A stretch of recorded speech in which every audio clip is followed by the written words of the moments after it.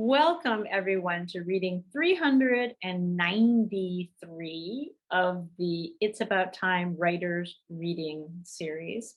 And I can now say currently the only literary program being offered through the Ballard Branch Library. Tonight, I'm happy to welcome Donna James, Paula Friedman, and Joan Rudd.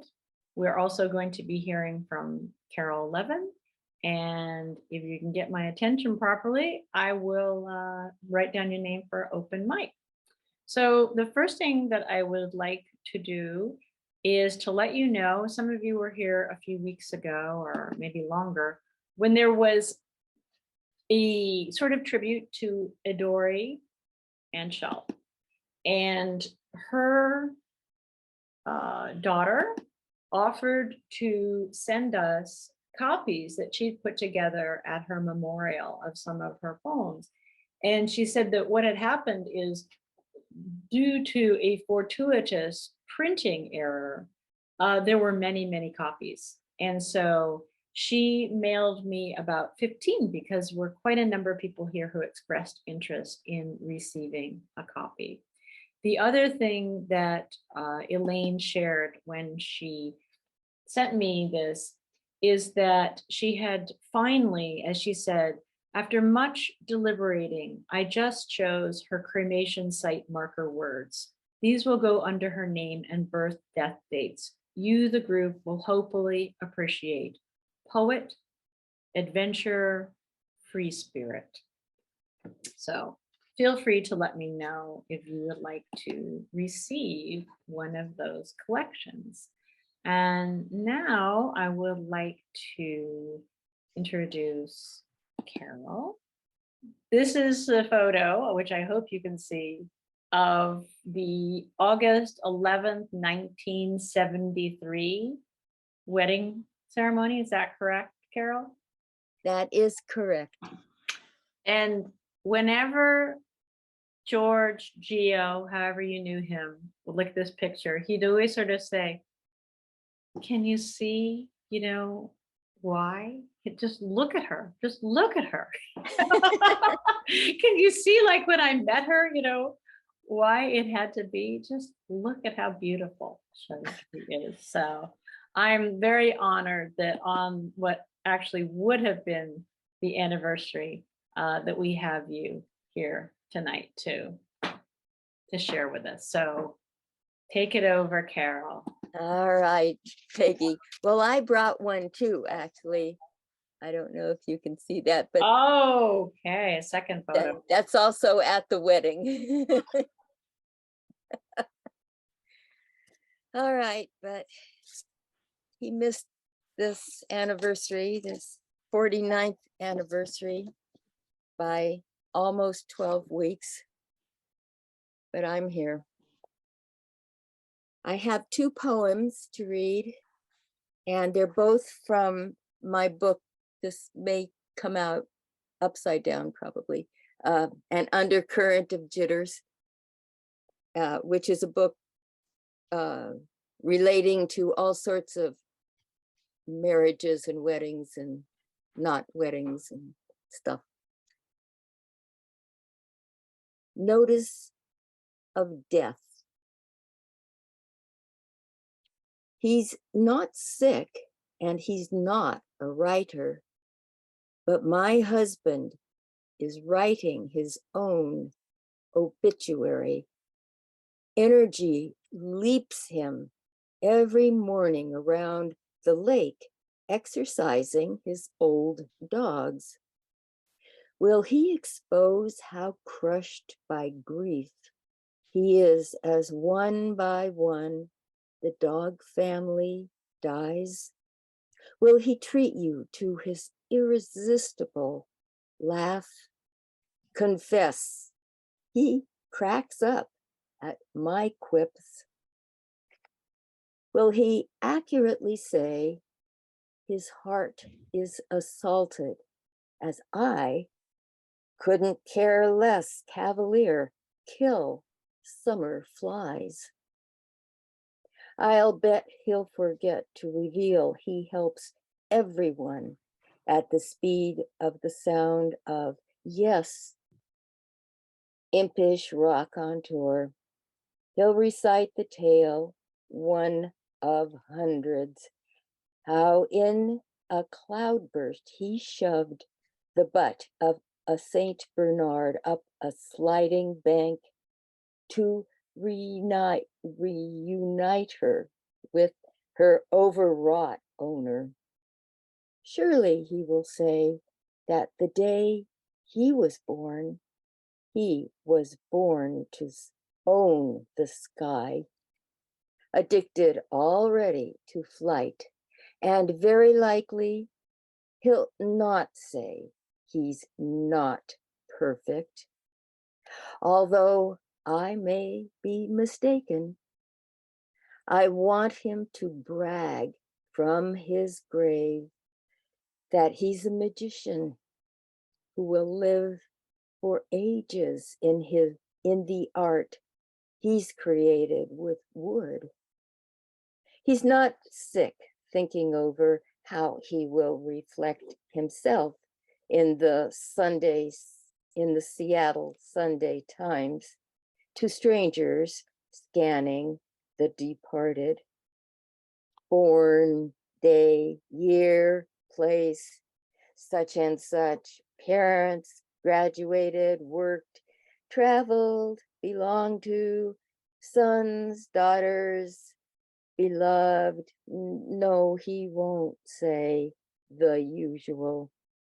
Of course, in the course of reading obituaries, you discover only the good die. All right, this is Peggy Sturdivant's favorite poem, she says. And I have read it to audiences a lot, so some of you may have heard it, but it's poetry, so we can do it lots of times. The most important thing to save when the house is burning down, save George. Save the way he says, bow wow, as he greets his crush of dogs. Save how he rolls on the floor, 3 dogs clambering over him, licking his beard. How he laughs, and how all 4 of them make those snuggling noises. Save George when he is excited and lifts his heels, bobbing off the floor.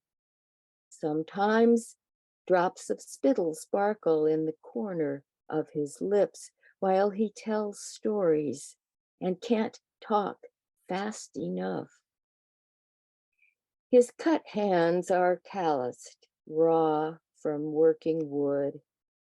Save the way he looks at them and shrugs. Save George, who never looks at dirt, the worst person to clean house. You can save him regardless, as you follow him around to find what messes he misses. But watch, he can't pass the coffee table without setting each item in the spot he insists it must be.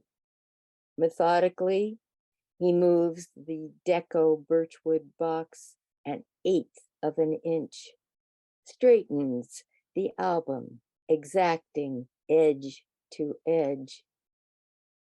Don't forget to save the way he walks room to room, brushing his teeth. Even if you find the toothbrush abandoned on the kitchen counter or top of the dresser, save it. He is a hugger. This is the most important thing to save when the house is burning down. Save his hugs. And how, when he hugs, he says, "That's nice, I needed that. Thank you, Carol. I'm so glad you're able to do that. Me too. This is not easy. No, of course You not. know, I know. Yeah, no.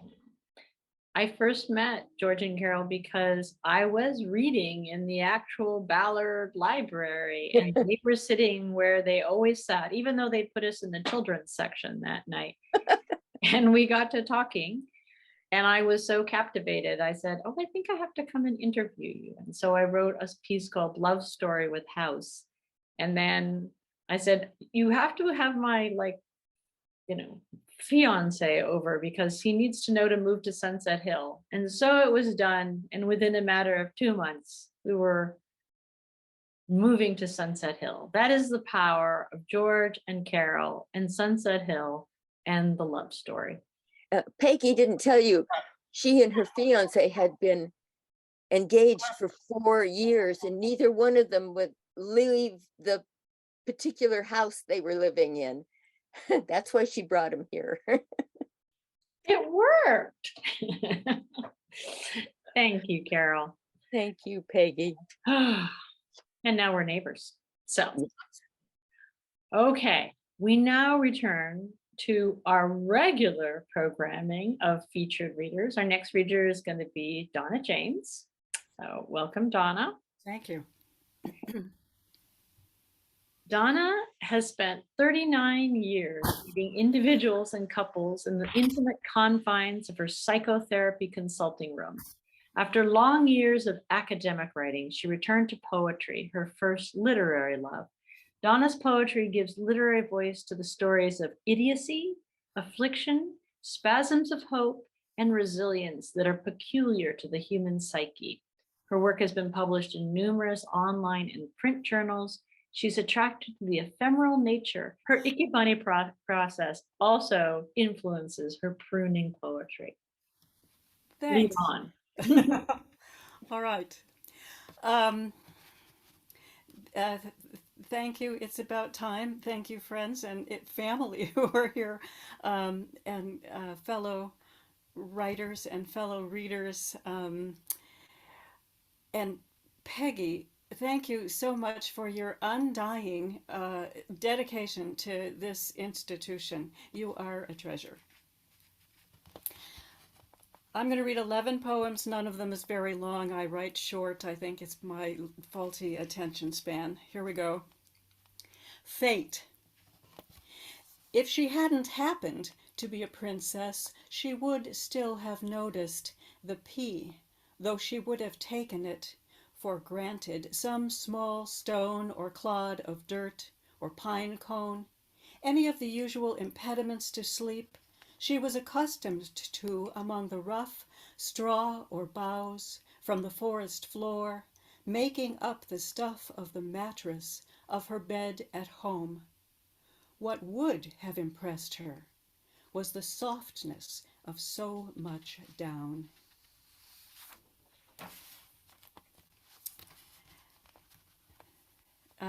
This next poem is called Damascus, as in Saul on the road to Damascus and the conversion.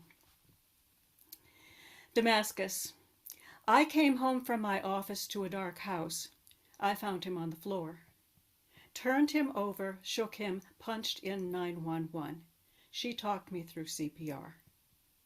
Between pushes, I yelled at him, or whatever that was, floating. Don't do this to me now. We're still in couples counseling, aware it was a lie. I thought, oh no, he'll never get to see the end of the 3rd season of Dexter, and I can finally get this damn wall-to-wall carpet out of here. Fire engine, ambulance, sirens, men filed in, one of whom said, look, the blood is already starting to pool.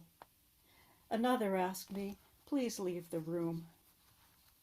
I sat on the front porch where I began to fathom this had happened. Men filed out saying, sorry for your loss. Maybe there's a God, I ventured when they had gone and no one could hear. An odd visitation, but it counts as conversion. Death struck one fierce bolt to a heart, and I rose up agnostic. People don't understand that I think that's a funny poem. Okay, this next one has the title of this poem is a word that not very many people have heard. So the epigraph is the definition of the title word. Oblate, a layman living in a monastery under a modified rule and without vows. Somewhere between lucent and impenetrable lies fog, lies maybe, and guess. Some days I believe that monks in caves focused on nothing ripple out into this good garden. Believe there is in pockets compassion. Some days I'd believe I am my own illusion, but for the taste of salt.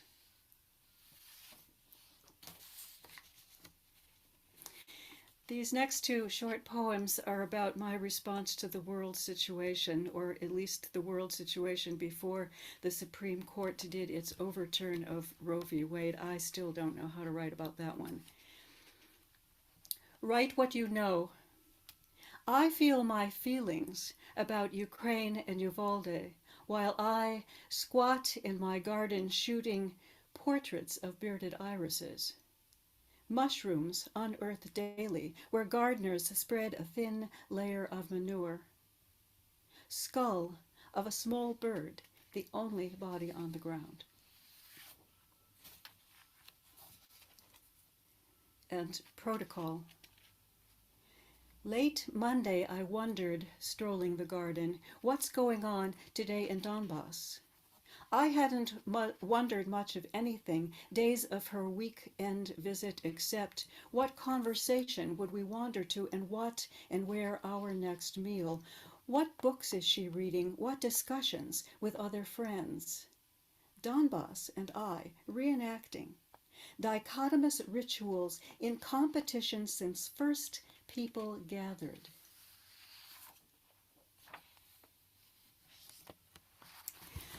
Okay, this next one is just for fun. I wrote it for my friend T. Clear, and it's about chickens.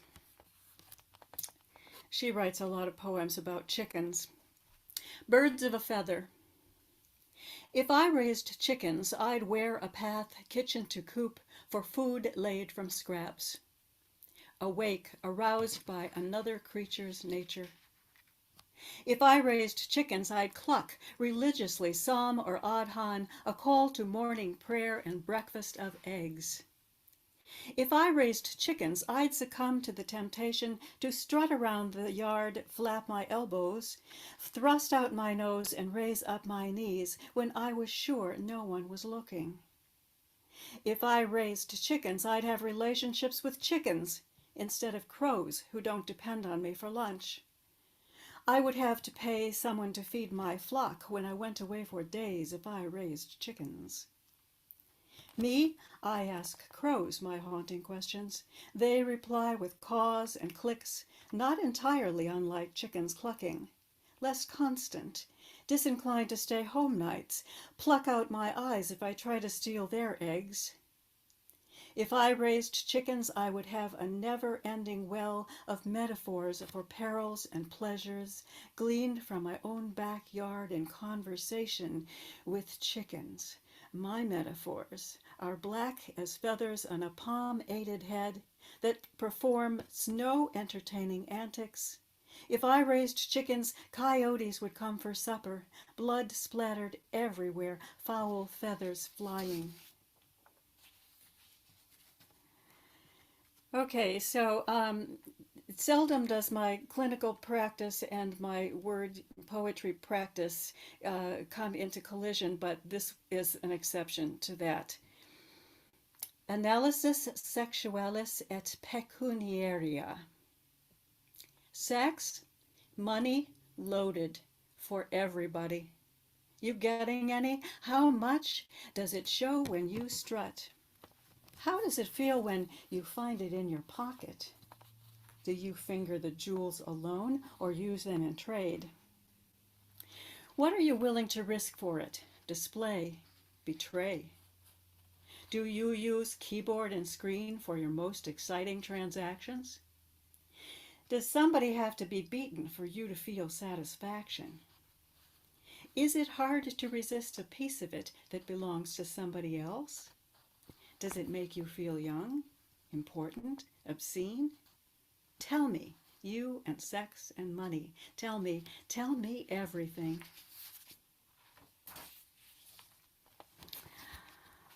All right. This next poem I wrote in recognition of my friend Alan's 70th birthday, which occurred 6 weeks after my 70th birthday, and we had similar things on our minds. Dissolution. If not this time, sometime, you will not return from a trip. You will hike into hills or desert, or paddle out to sea and be gone. You wander Bear's Ears alone, with sleeping bag, insulin. Flirt with fate to reckon you are 70. You are not alone. There are rattlers and cougars and blazing sun. We all talk about it. Get to the woods, or the snow or the water be taken, before dementia or tumor takes from us what we cannot bear to lose. Let us be taken, like the rabbit near the thicket, limping and knowing its time, lets herself be taken to gut and fur in the meadow. I want intimates to read to me, Averno, sip bourbon from a spoon, overhear conversations in the kitchen, family and friends come to sit an hour. I want to wrap in the rise and resolution of String Quartet 15 the movement that is a convalescence song of thanksgiving, while I succumb. Surrendered to dwindle from organ failure, hip fracture, diaper, cooed to by somebody kind enough to wipe spittle from my chin even when I can't remember her name.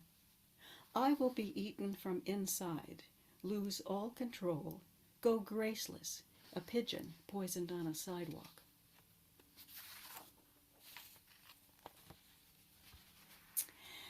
When I was in graduate school in English literature 50 years ago, I got to go into Suzelow's special collection and look at Theodore Retke's journals. And so this is for all of you poets out there. Retke. Granted a pass to page his journals, in an inner sanctum of paper and binding, I breathed his words handwritten. I'm not going to tell you I deciphered all his scribbles, and a lot of it just jottings, except for here and there, in the middle of nearly illegible glyphic, I could see it.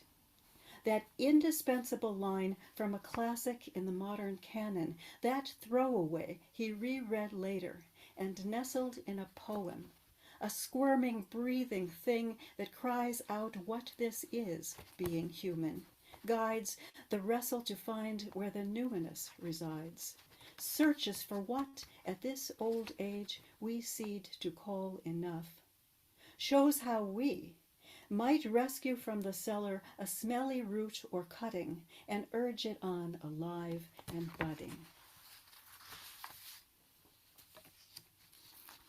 All right, this next poem begins with a made-up word that my back fence neighbors used to describe that phenomenon when you go to a place in your house and when you get there, you cannot remember why. They call it destinesia. Evolution. Destinesia hits mid-quest to the second floor. Why am I here? What am I pursuing? I spot the stack of books on the top step I put there as reminder. The woman who reddens my hair has a book exchange in her foyer. Understand, I must get there, or go completely gray as the rest of me dims to disappeared. What I read in papers, my world is a garden. Open windows, Turkish carpet, breeze disturbs obsidian chimes. There are refugees in cages at the border. We used to travel in trees. Now we are upright walkers, fruit munchers to killers. Short trek in a big expedition of unknown origin, ambiguous reason. Whither next? Myths and wishes. I, a tiny strand, no genetic error, go nowhere from here. Not a ripple disturbs the atmosphere on my way downstairs. And last, fall is coming. Leaves, after summer's had her fill, falling length of days, fall in a slippery driveway down a steep hill. What befalls you as you age, slide into your final season as you fall from youth's grace, falling behind and never catching up. It's coming, the fall from the garden of plenty into endless fire, rain. Do you remember a time of wonder, free fall? How it felt when you fell from him, your full-on fall from virgin to woman, the force. Fall on your knees. Thank you. Thank you, Donna. I love your way of looking at the world. Is ever going to be a collection of your work? Anything in the offing? I've put together 3 or 4 chapbooks, and then I don't send them out because by the time I get done with them, I can't stand any of them. So who knows? Well, you need to give them to somebody else then to mail out, because I would like to have a lot more accessibility to your work. And in addition to wanting a copy of all of those, I absolutely have to insist that you send me a copy of If I Raised Chickens. Because obviously all of us who have friends who have chickens need to have that poem. And I have an urgent need for that poem. So I will hound you until I get it. So thank you. It was lovely to hear you graced us with open mic recently, but it's been too long since your last featured reading. So thank you so much. Well, on to our next featured reader, Paula Friedman. Paula is an Oregon author and editor whose fiction has received pushcart nominations as well as awards and honors from New Millennium Writing, Oregon State Poetry Association, Soapstone, and others. Her new collection is Of Elegant Time, 22 stories. Welcome, Paula. Thank you. I want to add to your request to Donna. I want a copy of that book. I want it. And Carol,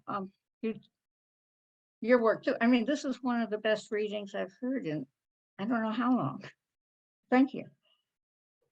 So I am going to read a story that's about 4 pages long, and I believe it will take about 8 to 9 minutes to read. And this is from my new collection. And the title of the story is Beatrice. It had been there, the fear, perhaps since she was born, and certainly since she could remember. It was there in every recollection of those wallpapered rooms, those elegant, overheated houses. It was there later in every season of what already seemed the middle years when she helped care for her father, wishing she had once told him of her admiration, but able only to sit embroidering another scarf and to watch his mind decay. The last act, she had thought at the time, in that repetitious tragedy of feudal brilliance. Before then, long before, she had given up trying for another semester of university, ceased to hope that she might write great works of philosophy, and instead had gone to work to help pay for her younger sister's therapy, her older brother's tuition later, many years after her father's death, when her mother, dependent and helpless as ever, and now lacking a husband's shield, died. She had shouldered all the details of her mother's funeral, all the pain. With her own children, she gave nights to feedings and illnesses, days to field trips and doctor appointments, waking moments to keeping the kids from knowing that what's happening over there in Europe, in the South Pacific, in a war, could still reach across the seas. She had taken care of Reba through the girl's year of constant fevers and nightmares. She had striven to protect the child from learning of the TB, most likely incited and probably won't become active illness, the Richmond doctor had said, but who could trust the diagnosis in this ignorant southern city to which the war had forced Mel's entire bureau to move? But at least they had all loved the Victory Garden. And later, after the atomic bomb and after the war, in those years when Reba was so terrified, it was not yet called school phobia. She had let the girls stay home, striven to be less snappish with her, but she found she was guilty of preferring Robbie, as quick and cuddly a child, but more steadfast than Reba, more open, her boy. Though when the kids would bicker, 2 is just right, she would remind them, the elder gets praise, the younger gets kisses, but a middle child gets nothing. She had thought when the war was long over, the hard times behind them, the house mostly paid off. When the kids had grown, she and Mel might travel, and there would be time for themselves. But he died so soon. From the beginning, she was there with him, waiting through the long week at the hospital, protecting him as she had striven to protect her failing father, and always ignoring that dread, as finally one must, soothing the children with long distance calls, and never then or since in any way letting herself obligate them. Afterward, though, it was time for herself. The dark old house was sold, the years of constant laundry and cleaning done with. The new apartment, if rather small, shone and sparkled. Her cotton curtains glimmered in the sunny kitchen. A cerulean pool gleamed in the building's courtyard below. If now it was too late for scholarships, too laughable to go back at my age to college, and in any case, ambition pointless given that other knowledge.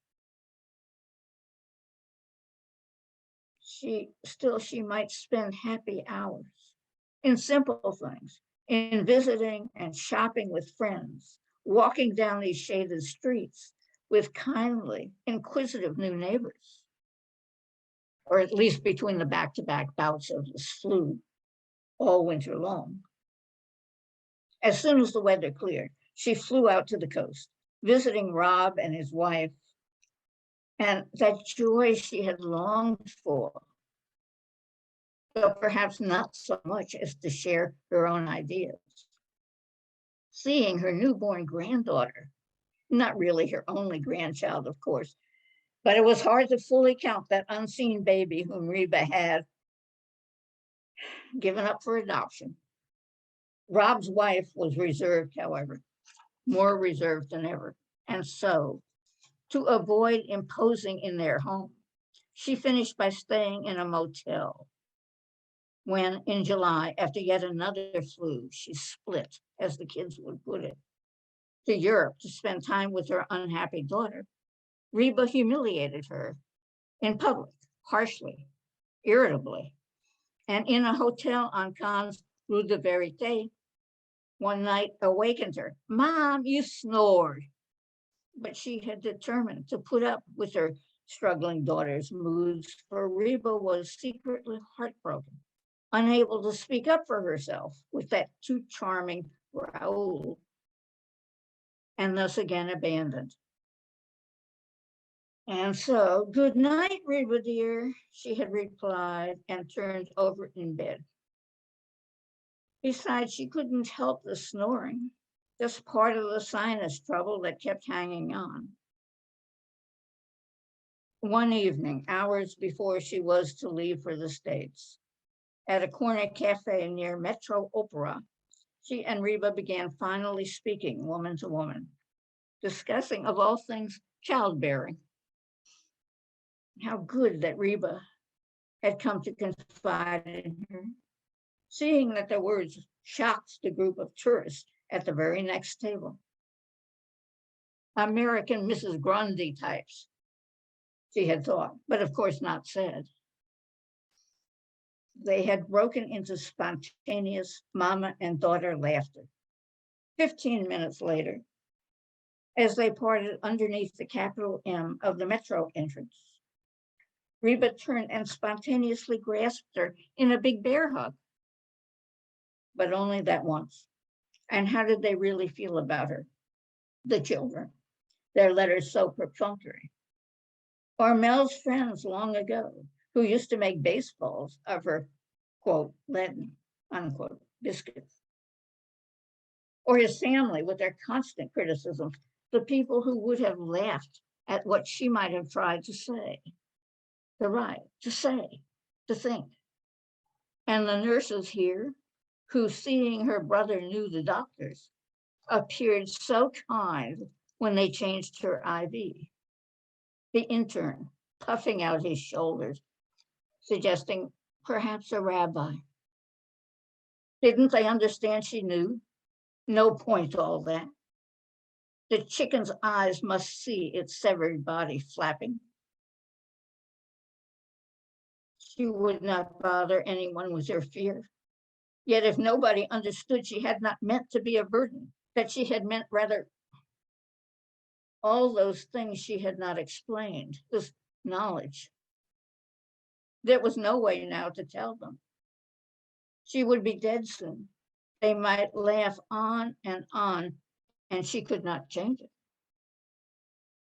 It was this, she thought, struggling, what was meant by the peace of the grave.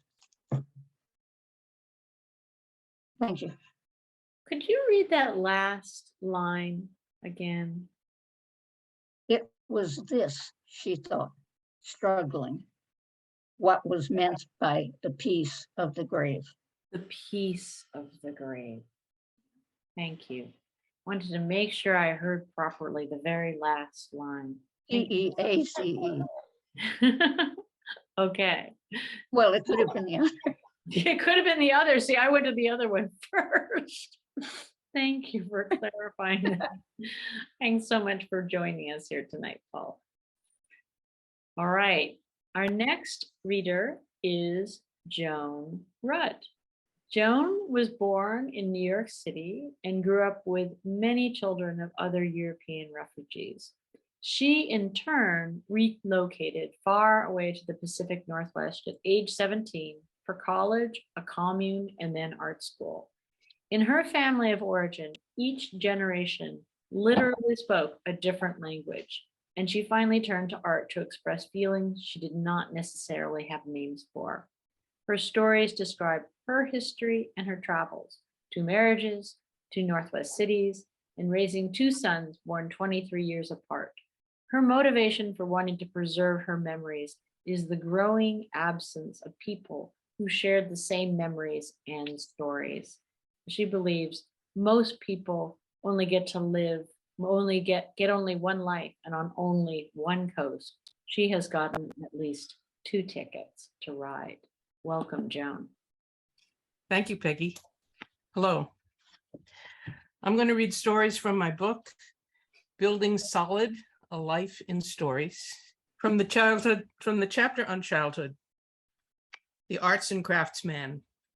For years in good weather, he would sit centered on a park bench in the same general area each time. His paper shopping bags perched as sentinels both beside him and at his feet. The children could not get too close to him, even if they wanted to. We didn't know his name. "Hey, mister," was probably the closest we got. Still, we swarmed him to watch his amazing hands at work or to beg for art supplies. He recognized no one who did not speak nicely, politely to him, and more importantly, we each had to promise to finish the art project. If we were not dedicated to this work, then godlike, he would withdraw his help and give no more instructions or supplies. What wonders he himself could make out of nothing. The most impressive one, for sheer drama, was a palm tree made out of rolled newspaper, then slashed this way and that with sharp scissors and unfurled. It was deemed too complicated for us children, and moreover, it required his scissors. We young children were sent to gather discarded popsicle sticks, 7 of them to be exact. For some of us, this meant buying popsicles so as to have at least 2 beautiful, clean, freshly licked sticks. The arts and craftsman would briefly caress a stick or 2 we brought him to demonstrate with, and quite suddenly he would weave the ends of 6 of them into a sturdy Star of David, with the 7th stick woven in to hold it with. Proudly, we showed these to our black nursemaids or our white mothers. "Ugh, dirty. Where did you pick up so many? From the ground? Pfui." With every star completed, though, there was a smile from the man. Jewish children lived. In New York, maybe, but were alive.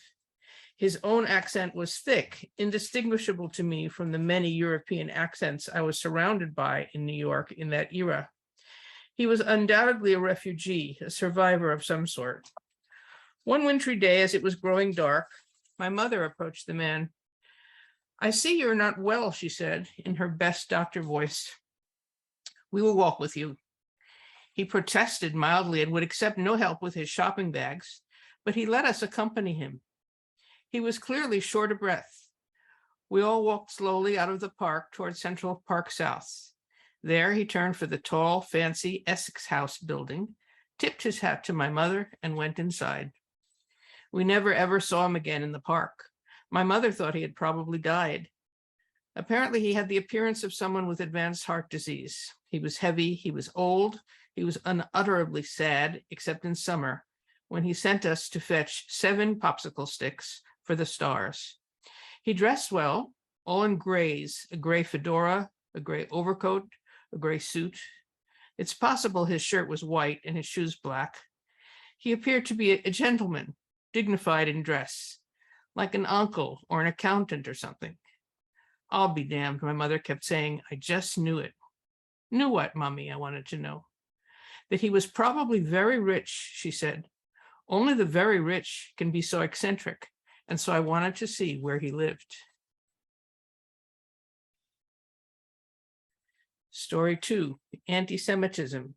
This is in the chapter called Resistance. It was unusual for me to be trimming pottery in a long dress. The ceramics department was holding its annual Christmas party, and our teacher had gathered most of the students around him, so he could hold forth in the manner of professors everywhere.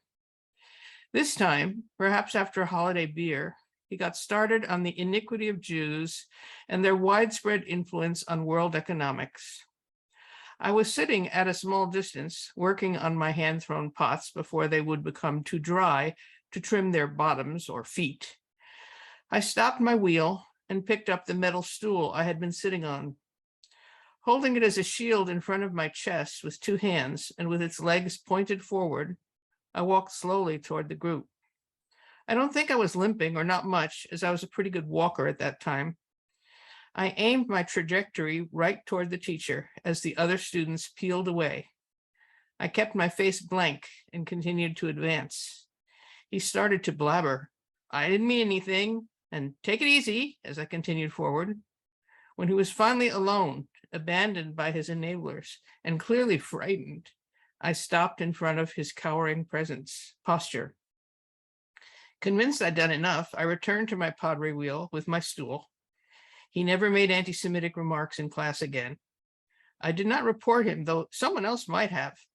I had said nothing, and I had not touched him with my weapon. By the next school year, he had left for a variety of reasons, among them that he did not much care for teaching. Lost at Sea, from a chapter on perspective. I don't think they even had a radio, or if so, not a very powerful or complex one. Not enough to get help. I do not know if they were even able to call for help. Their wedding had been in the backyard of their rented home, featuring the handmade trimaran boat the groom had built himself. The honeymoon was to be its maiden voyage, a trip across the Pacific to Hawaii. A memorable feature of the wedding were the long faces of the parents of the beautiful 20-something bride. The parents must have been romantics, as she was named after a tragic Shakespearean character. She was also the beloved of my own boyfriend, who had inadvertently introduced her to his best friend, losing them both to the instant attraction his two friends felt for each other. I was present at the wedding only as a prop to support my boyfriend, as his two friends married. Afterward, the newly married people gave away the rest of their possessions before their honeymoon trip. Please store it for us for when we return. I got a heavy oak rocking chair, an oak dining chair, and an old sweater of the groom's. I still have the chairs. I regifted the sweater to my boyfriend some months later to hold his friend close after the boat disappeared without a trace. For months and then years, he imagined that they had perhaps found shelter on some deserted island, and they had not, of a certainty, drowned mid-Pacific. The groom knew materials. He knew an oak chair was a thing of permanence, but perhaps he could not imagine the ocean or his homemade boat foundering. And why did she join him in essentially a suicide trip? Perhaps it was to prove her foolish, foolish love, her confidence in a man who liked to make things with tools, but did not have enough humility to see himself as only human in the face of God's creation, the Pacific Ocean. This is The Little Players from the chapter on serendipity. The Little Players lived in our building. They were a repertory theater of astonishing marionettes who spoke and danced and sang. The characters were both male and female, sometimes at the same time. Years later, one of the company's two people wrote to me that they considered themselves to be my guardian step angels. They took care of my imagination while I was reinventing myself as someone who was going to live out my life. They telephoned upstairs whenever there was a cancellation and there was going to be a free seat for a performance. I would put on a dress and be effortlessly folded into what was always a packed house. A neighbor read a glowing review about the repertory company of marionettes and their creators/animators in faraway London. It took longer for them to get press in the United States. Surprisingly, my first dentist, incompetent and painful work, had practiced out of this same ground floor apartment. It only just occurred to me that a place of dread for me was totally replaced by the magic of creation, imagination, and performance by two partnered men in an atmosphere of expressiveness and joy. I think in many ways that their act of charity in saving me free seats saved my life by turning some of my home values on their heads and encouraging me that the life of the imagination was life squared. Bill sang, he acted, he did voices, and made the marionettes dance. Years later, my homemade clay puppet heads convinced my hard-headed father that perhaps I had enough talent for art school. Last one. From Wholeness. A tablecloth for the brokenhearted. The two sisters, now elderly and one widowed, went directly to Portland, Oregon when they arrived as children from Russia. In old age, they retained a sort of country girlishness, unspoiled by any stay on the East Coast. On a visit for tea and cookies, we sat around a big round table covered with a huge ecru crocheted tablecloth. I did not ask if it was dyed with tea, My own grandmother would dye dingy whites with strong tea to renew them. Also, brown tea was what was most likely to be spilled, so it would not show. To crochet a tablecloth must take a long time and a good deal of patience. Girls in particular were schooled in patience in the old days. That was the point of making up a trousseau of largely handmade or crocheted or hand embroidered items, to acquire enough patience to put up with a man and with a family. When my oldest brother wanted to get married at 21 or 22, my mother gave him her most tangled, fine and thin necklace chain that she had in her jewelry box, as well as a single straight pin. If you can untangle this without losing patience, she said, then maybe you are old enough to get married. He did succeed with the necklace, and he did get married to his high school sweetheart. They had 2 sons and divorced when the boys were both young teenagers. On that first visit, the 2 sisters showed me the underside of the apparently clean and perfect tablecloth. Underneath, resting on the tabletop, were all the bread and cake crumbs from several meals, ready for sweeping when convenient. The elder sister crowed with delight over how the tablecloth itself reduced her housework. But I took an entirely different lesson. Let the crumbs go. Let them pass through. Keep the nuggets in any larger pieces of bread, of cake, of a relationship. Memory is available to us to revisit either the good memories or the bad. Look at the good ones often. Thank you so much, Joan. What a lovely, varied evening. Proud to be of the Ballard branch. I do want to give a nod of recognition. I get too much credit here because the founder, Esther Helfgott, is here. And all I've been trying to do is carry on what she started. So, although I have to admit that if we're in our 30th years, and I've been doing it for 10 years, at one point I will have to accept that I've been doing it for a while as well. But this is Esther's baby, and I'm still trying to just keep it going for her. So if what I'm going to do now is thank all of our readers and Carol and your invitees all over the country for coming here and joining us tonight.